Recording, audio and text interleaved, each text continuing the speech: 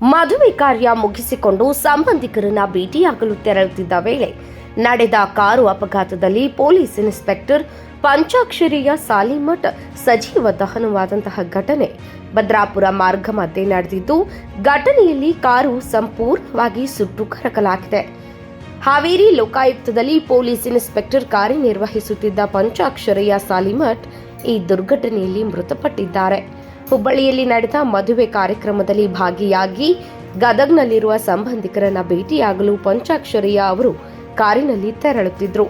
ಅನ್ನಿಗೇರಿ ಭದ್ರಾಪುರದಲ್ಲಿ ಅನ್ನಿಗೇರಿ ಹುಬ್ಬಳ್ಳಿ ಮಾರ್ಗದ ಮಧ್ಯೆ ಕಾರಿನಲ್ಲಿ ಬೆಂಕಿ ಹೊತ್ತಿಕೊಂಡಿದೆ.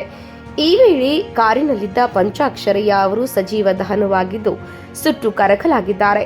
ಪಂಚಾಕ್ಷರಯ್ಯ ಅವರು ಧಾರವಾಡ ಗ್ರಾಮೀಣ ಬೈಲಹೊಂಗಲ ಪೊಲೀಸ್ ಠಾಣೆಯಲ್ಲಿ ಸಿಪಿಐ ಹುಬ್ಬಳ್ಳಿ ಉಪನಗರ ಠಾಣೆಯಲ್ಲಿ ನಿರ್ವಹಿಸಿದ್ರು.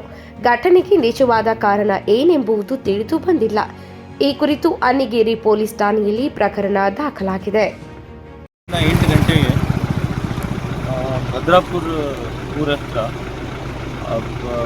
ನಳವಳಿ ಕ್ರಾಸ್ ದಾಟಾದ ನಮ್ಮ ಇನ್ಸ್ಪೆಕ್ಟರ್ ಪಂಚಾಕ್ಷರಿ ಸಾಲಿಮಠ ಅಂತ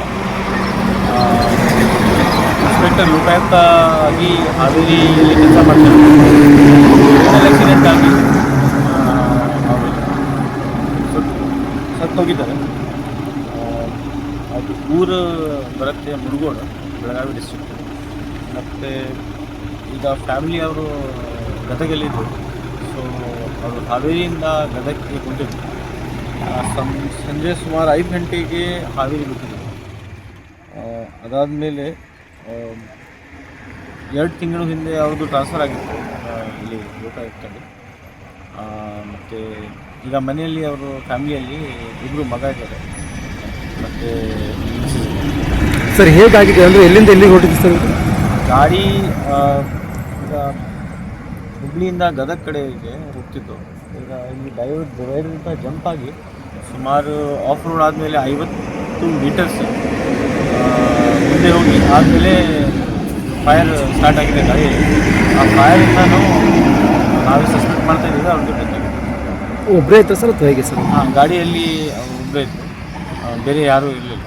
ಎಲ್ಲಿಗೇನಾದರೂ ಹೋಗಿದ್ರು ಅಂತ ಗೊತ್ತಾ ಸರ್? ಸರಿ, ಅಂದರೆ ಎಲ್ಲಿಗಾದ್ರೂ ಹೋಗಿದ್ರು ಅಂತ ಗೊತ್ತಾ ಸರ್? ಹಾಂ, ಅವರು ಹಾವೇರಿಯಲ್ಲಿ ಕೆಲಸ ಮಾಡ್ತಿದ್ರು. ಅಲ್ಲಿ ಒಂದು ಮದುವೆ ಅಟೆಂಡ್ ಮಾಡಿಕೊಂಡು ಇಲ್ಲಿ ಮನೆ ಕಡೆಗೆ ಅಂದರೆ ಗದಗ ಕಡೆಗೆ ಹೊಂಟಿದ್ರು.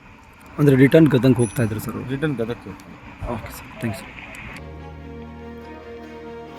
Rajashekhar Hiremath, KMM news, Hubballi.